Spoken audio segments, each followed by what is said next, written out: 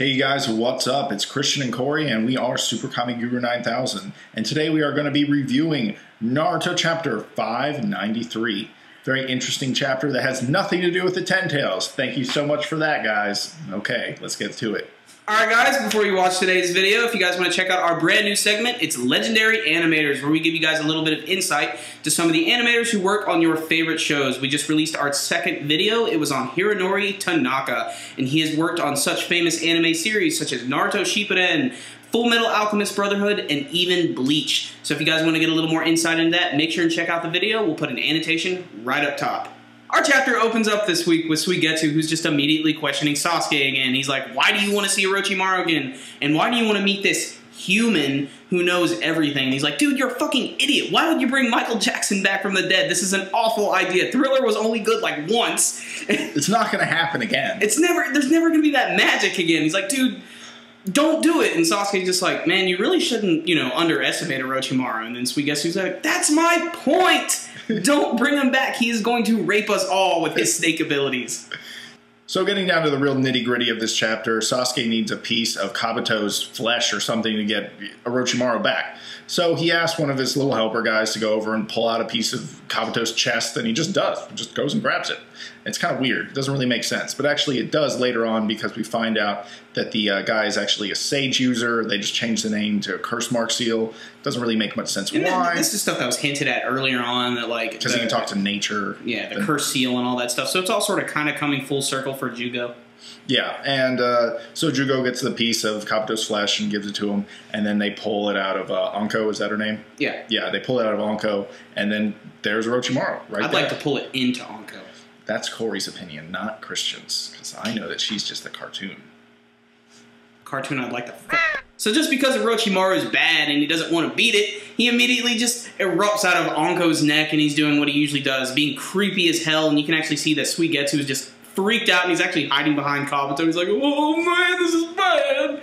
And Orochimaru is actually being surprisingly compliant right here. He's actually very calm, and you'd almost expect him to be immediately pissed off at Sasuke, but he's actually pretty surprised that Sasuke is the one who revived him. And this is when they start having this interesting conversation where Sasuke is just trying to work with Orochimaru. He wants to get a little information out of him, and he hands him this mystery scroll. And, since this is a manga, they're not going to give us all of the answers outright, because I think they know that we're reading right now, and they don't want to give everything away.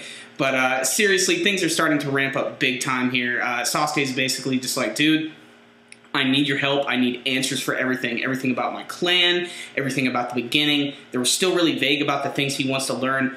But it's still a really interesting development, because Orochimaru doesn't really have much power right now. And because of that, he can't really harm Sasuke. And he does get a little bit of extra chakra back. He walks over to Kabuto, and he takes away his Sage chakra. And you can actually see all of that leaving his body, and then he just looks like normal Kabuto again. And then at the very end of the chapter, we can see that Orochimaru and Sasuke and the group are getting ready to go somewhere that Sasuke knows very well. What this place is, I have no idea. All I know is, where's the fucking Ten Tails? Whoa.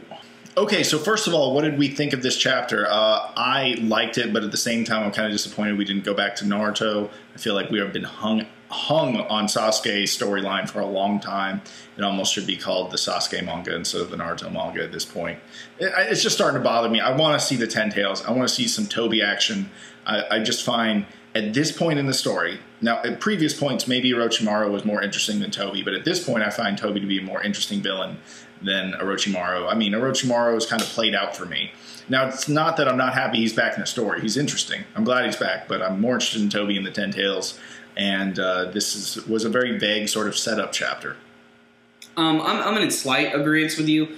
Obviously, I'm really glad Orochimaru's back. He's a huge character, a major villain from the first half of the series, and he's arguably going to shake up some big things that are going on right now. He said he doesn't really care about the war, so I'm really interested to see how he's going to actually be helping Sasuke in this sense.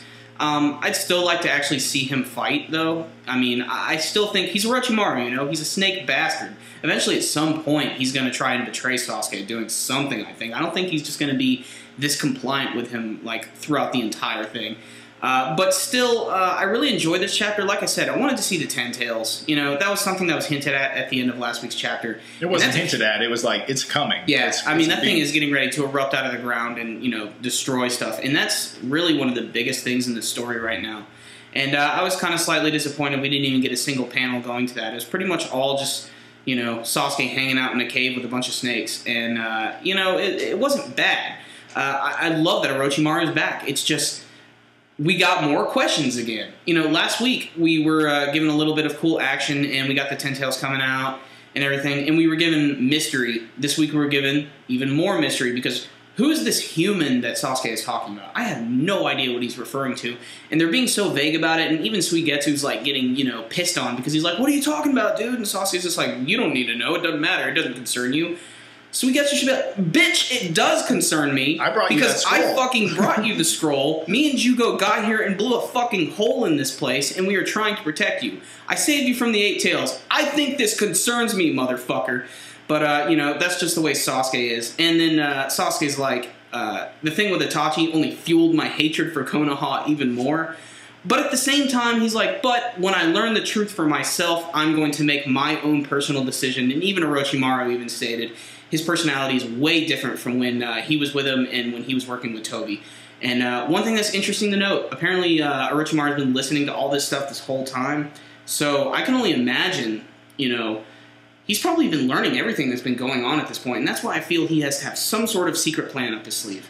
Oh yeah, and he doesn't want to be involved in the war. So of course he's got his own motives. And I mean, they include everything that's going on. It's not like he has his motives and he doesn't understand the war and all that stuff. So definitely some crazy stuff going on.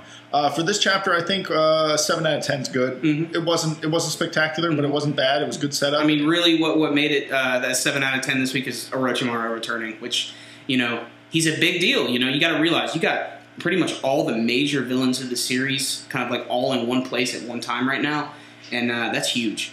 Yeah, definitely. It's a big moment for Naruto.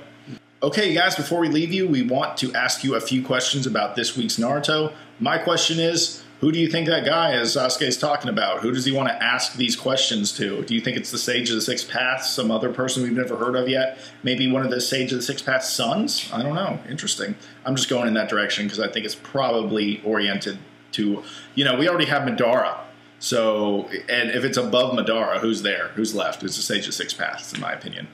So, yeah, that's my question. Corey, you got one? I do have one. I want to ask you guys about Orochimaru. He made his grand return this week, and we don't really know what his full motives are going to be. We always knew before that he had something of an obsession with the Sharingan, but now that he's been sort of revived by the Sharingan, it's kind of strange, and he's been very compliant with Sasuke, and it seems like he is going to work with him. But do you guys think eventually he's going to screw him over and try to fulfill his own desires? We don't know. Maybe you do. But we'd love to hear what you guys think. You can let us know with your comments below.